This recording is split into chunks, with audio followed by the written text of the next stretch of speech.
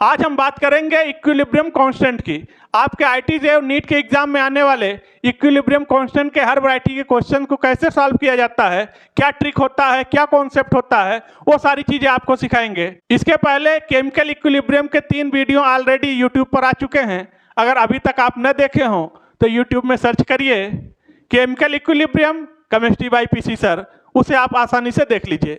आइए बात करने चल रहे हैं इक्विलिब्रियम कांस्टेंट क्या होता है। तो देखिएगा इक्विलिब्रियम कांस्टेंट जो है, तो ये इक्विलिब्रियम कांस्टेंट 2 तरीके का होता है। इक्विलिब्रियम कांस्टेंट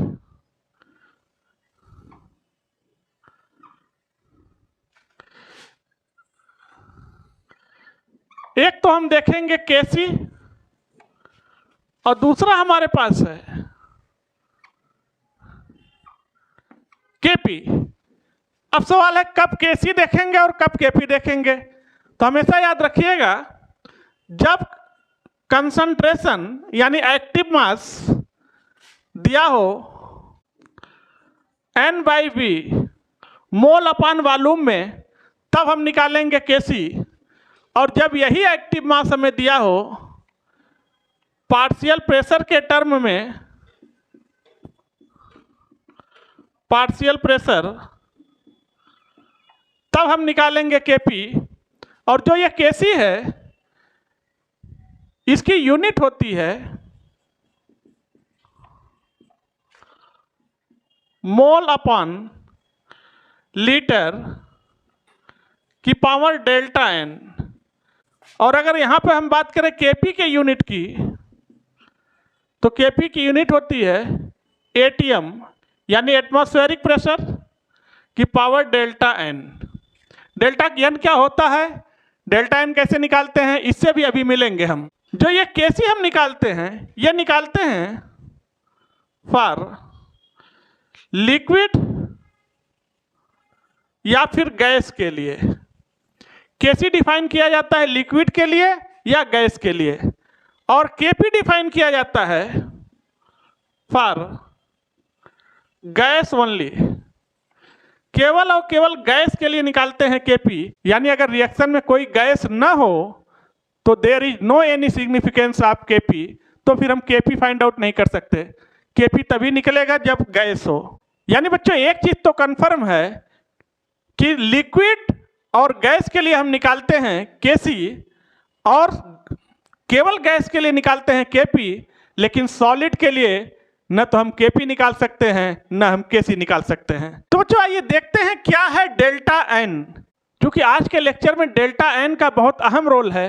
कैसे निकालते हैं डेल्टा एन, तो हमेशा याद रखिएगा कि डेल्टा एन जो है ये होता है gaseous mole of product minus gaseous mole of reactant, यानी mole of product minus mole of reactant, लेकिन ये गैस के होने चाहिए। यानी gaseous mole of product minus gaseous mole of reactant जब आप करेंगे तो डेल्टा एन की वैल्यू आएगी। और डेल्टा एन की वैल्यू का क्या क्या रोल है आज आपको बखूबी पता चलेगा। तो आइए कुछ रिएक्शन लेंगे और उसके लिए केपी और केसी का एक्सप्रेशन देखेंगे और यूनिट भी साथ में देखते चलेंगे। सपोज करिए कि हमारे पास रिएक्शन है, कैल्शियम कार्बोनेट है ये,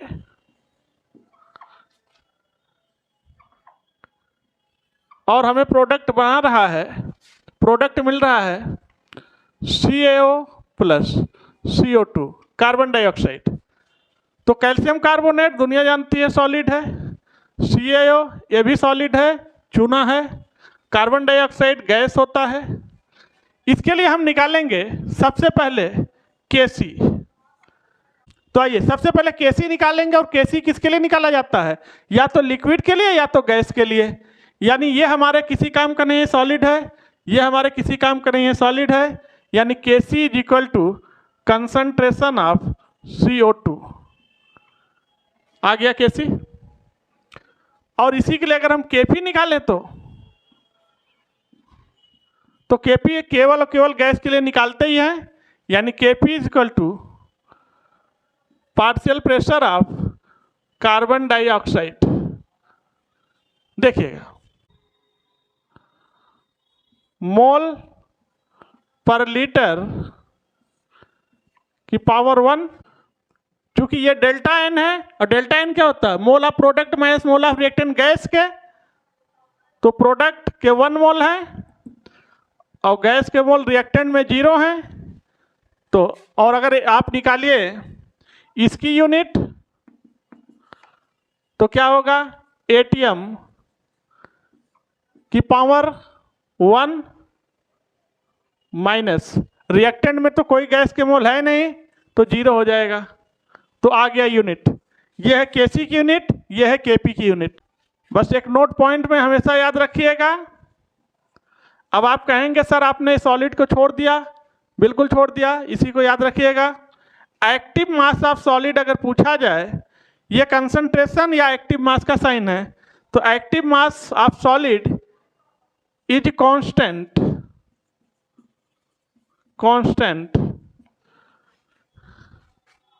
टेकन यूनिटी। लीजिए, क्योंकि कहीं पर भी सॉलिड हो, सॉलिड जहां भी होगा उसका एक्टिव मास कांस्टेंट रहेगा और उसकी वैल्यू हम कितनी लेते हैं, 1। इसीलिए दूसरी रिएक्शन हम कोई ले रहे हैं, हमारे पास इस बार रिएक्शन है N2O4 gives 2 mole of NO, 2 mole of NO। N2O4 क्या है, ये भी गैस है। तो सबसे पहले इसके लिए हम निकालते हैं केसी। केसी कैसे निकलता है, गैसेस मोल ऑफ प्रोडक्ट यानी NO का कंसंट्रेशन, और आपको बताया था अगले टर्म पर इसके सामने जो लिखा हो स्टोइचियोमेट्री होता है और वो पावर पे चला जाता है, power 2 upon gases mole of reactant N2O4,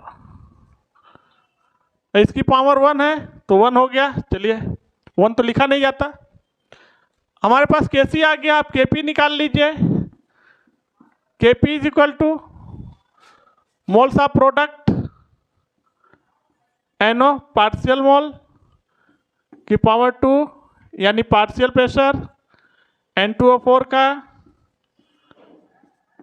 power 1 लिखा नहीं जाता। केसी की यूनिट क्या होगी इस रिएक्शन के लिए, केसी की यूनिट क्या है, मोल अपॉन लीटर की power 2 gases mole of product minus gases mole of reactant. आ गया केसी की यूनिट। केपी की यूनिट निकाल लेते हैं।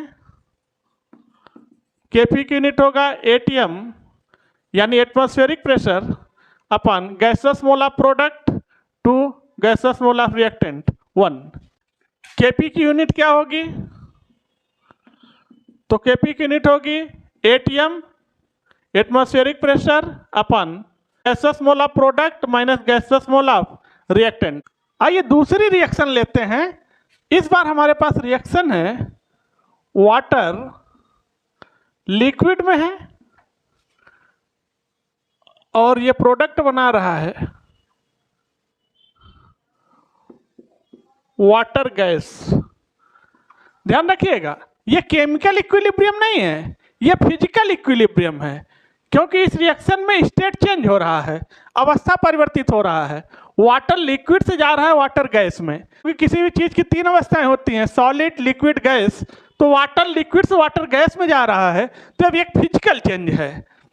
तो इसके लिए अगर हम निकालें केसी, तो केसी होगा, केसी या तो हम निकालते हैं गैस के लिए या तो लिक्विड के लिए, लेकिन यहां बड़ी सावधानी है। Concentration of product H2O upon concentration of reactant, इस तरह से आप केसी निकालेंगे और ये गलत है, ये गलत आंसर है, ये सही नहीं है। केसी निकलेगा कंसंट्रेशन ऑफ प्रोडक्ट H2O, बस इतना ही है केसी। आप ये टर्म गलत ले रहे हैं, ये नहीं ले सकते आप। क्यों? नोट पॉइंट, 2-3 सावधानियां हैं जिसे आप देखेंगे, बाकी क्वेश्चन फटाफट निकाल लेंगे। इफ वाटर लिक्विड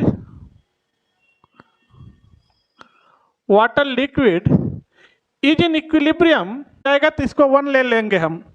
तो ध्यान दीजिएगा, ये वाटर लिक्विड है और गैस के साथ इक्विलिब्रियम में है। दुनिया में कहीं भी अगर वाटर लिक्विड में है और वो किसी गैस के साथ इक्विलिब्रियम में है तो उस वाटर को कभी भी आप इक्विलिब्रियम कांस्टेंट में नहीं ले सकते, चाहे आप केसी निकालिए चाहे आप केपी निकालिए। तो इस चीज़ का आप ध्यान रखेंगे। तो ये सही है, ये गलत है। आइए, KP is equal to partial pressure of product यानी H2O। अब आप ऐसे अगर कर देंगे पार्शियल प्रेशर ऑफ रिएक्टेंट तो ये गलत हो जाएगा। इस टर्म को नहीं ले सकते आप, क्योंकि वाटर लिक्विड है और गैस के साथ इक्विलिब्रियम में है। तो फिर केपी का आंसर क्या होगा? KP equal to partial pressure of product H2O। बस इतना ही सही है। और अगर इसके लिए आप यूनिट निकालिए केसी के लिए तो क्या होगा? मोल लीटर इनवर्स यानी मोल लीटर की power gaseous mole of product 1 minus gaseous mole of reactant. Reactant में कोई गैस के मोल नहीं है तो 0, यूनिट आ गया। केपी की यूनिट निकाल दीजिए तो ये हो जाएगा एटीएम की power gaseous mole of product 1 minus gaseous mole of product reactant में 0। तो ये हो गया केपी की यूनिट, ये हो गया केसी की यूनिट। आइए अगली रिएक्शन लेते हैं। इस बार हमारे पास है एस्टिक एसिड CH3COOH। इसकी रिएक्शन हम करा रहे हैं वाटर से और ये एस्टिक एसिड एक्वस मीडियम में है। वाटर तो लिक्विड होता है, दुनिया ही जान रही है। प्रोडक्ट बन रहा है एसीटेट आयन, ये भी एक्वस है और बन रहा है H3O हाइड्रोनियम आयन एक्वस है।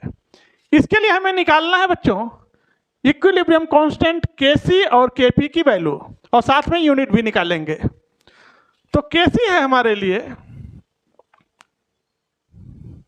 कंसंट्रेशन ऑफ प्रोडक्ट यानी CH3COO minus and concentration of CH3O plus रहेगा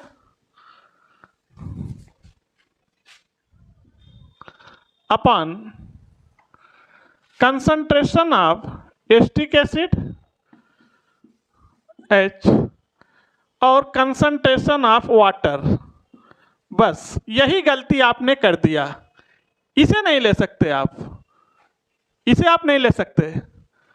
क्यों नहीं ले सकते? फिर आपको नोट पॉइंट याद रख। इस वाटर को आप नहीं ले सकते, आपको केवल एक ही चीज लेना है एस्टिक एसिड। ये आ गया केसी। अगर आप वाटर ले लेंगे तो गलत हो जाएगा तुरंत। अब आपको नोट पॉइंट याद रखना है। क्यों वाटर को छोड़ दिया? इफ रिएक्शन इज वैल्यू कितनी हो जाएगी? 1, इसीलिए इसको छोड़ दिया गया है। हमेशा याद रखिएगा अगर रिएक्शन एक्वस मीडियम में है तो वाटर जो होता है ये कांस्टेंट हो जाता है, यूनिट हो जाता है, 1 हो जाता है। इसीलिए इस वाटर को हम नहीं ले पाए क्योंकि रिएक्शन पूरी एक्वस मीडियम में चल रही है। एक तो वाटर है, दूसरे रिएक्शन भी वो एक्वस मीडियम में है। ये है यूनिट की पावर डेल्टा एन, और डेल्टा एन क्या होता है? Gaseous mole of product minus gaseous mole of reactant. तो गैस का तो कोई मोल है ही नहीं है, तो चलिए ये तो हो गया 0। आइए इसे हाथ केपी निकाल लेते हैं। और हमें बच्चों पता है केपी केवल और केवल किसके लिए निकाला जाता है? गैस के लिए। और रिएक्शन में कोई गैस तो है नहीं, तो फिर केपी का कोई बहुत ज़्यादा सिग्निफिकेंस नहीं है। यानी हम केपी फाइंड आउट नहीं करेंगे क्योंकि रिएक्शन में कोई गैस नहीं है और केपी निकालने के लिए हमें गैस चाहिए, पार्शियल प्रेशर चाहिए। तो अगर रिएक्शन में गैस नहीं है तो then there is no any significance of KP. आइए दूसरी रिएक्शन लेते हैं। इस बार हम रिएक्शन करा रहे हैं, एसिटिक एसिड की रिएक्शन हो रही है अल्कोहल से, वो भी ethyl alcohol C2H5OH। Reversible reaction है तो हमारा प्रोडक्ट बनने जा रहा है Easter C2H5 plus water.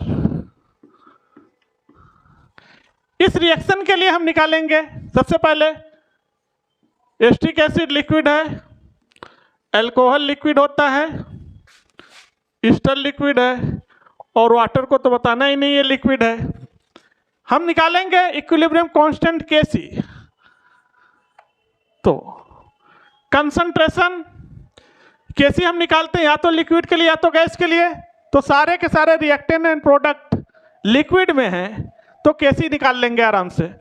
Concentration of product CH3 COO C2H5 and concentration of water upon concentration of reactant acetic acid and ethyl alcohol CH5OH। देखिएगा आ गया Kc। लेकिन अगर वहीं आपसे कहा जाए कि इसका आप Kp निकालिए तो बताइए क्या कोई गैस है रिएक्शन में? रिएक्शन में कोई गैस नहीं है, सारे रिएक्टेंट एंड प्रोडक्ट सब के सब लिक्विड में हैं और Kp तभी निकलता है जब रिएक्शन में गैस हो। अगर रिएक्शन में गैस नहीं है तो there is no any significance of Kp, तो Kp क्या हो गया? खत्म, Kp नहीं निकलेगा। आइए बच्चों दूसरी रिएक्शन हम ले रहे हैं और उसके लिए निकालेंगे इक्विलिब्रियम कांस्टेंट Kp और Kc की वैल्यू। हमारे पास रिएक्शन है अमोनियम सल्फाइड NH4 का होल ट्वाइस S, और इससे प्रोडक्ट बन रहा है 2 मोल अमोनिया और H2S हाइड्रोजन सल्फाइड गैस। तो ये तो सॉलिड है, अमोनिया गैस होता है और ये भी गैस है। इसके लिए हम निकालेंगे Kc, इक्विलिब्रियम कांस्टेंट Kc। तो Kc किससे निकालते हैं? या तो Kc निकलता है लिक्विड के लिए या तो गैस के लिए। ये तो सॉलिड हो गया, ये तो हमारे किसी काम का नहीं, बेकार हो गया। यानी कंसंट्रेशन ऑफ अमोनिया, पावर में ले जाइए, एंड कंसंट्रेशन ऑफ H2S। लीजिए Kc आ गया, यह है Kc की वैल्यू। अब हम निकालेंगे Kp। हमें पता है Kp केवल गैस के लिए होता है। अगर रिएक्शन में गैस है तभी Kp निकलेगा, तो गैस तो है प्रोडक्ट में, रिएक्टेंट पे नहीं है। तो निकाल लेंगे Kp, यानी partial pressure of ammonia power 2 into partial pressure of H2S power 1। तो बच्चों आज के वीडियो को यहीं पर रखते हैं। बाकी डिटेल वीडियो देखने के लिए YouTube में सर्च करिए chemical equilibrium chemistry bye PC sir. वहां पर सब कुछ अवेलेबल है। वहां आपको सारे क्वेश्चन मिलेंगे, PDF मिलेगा, लेक्चर मिलेगा, कंप्लीट सोल्यूशन मिलेगा हर एक चीज का। तो आज के वीडियो को यहीं पर रखते हैं। थैंक यू, धन्यवाद।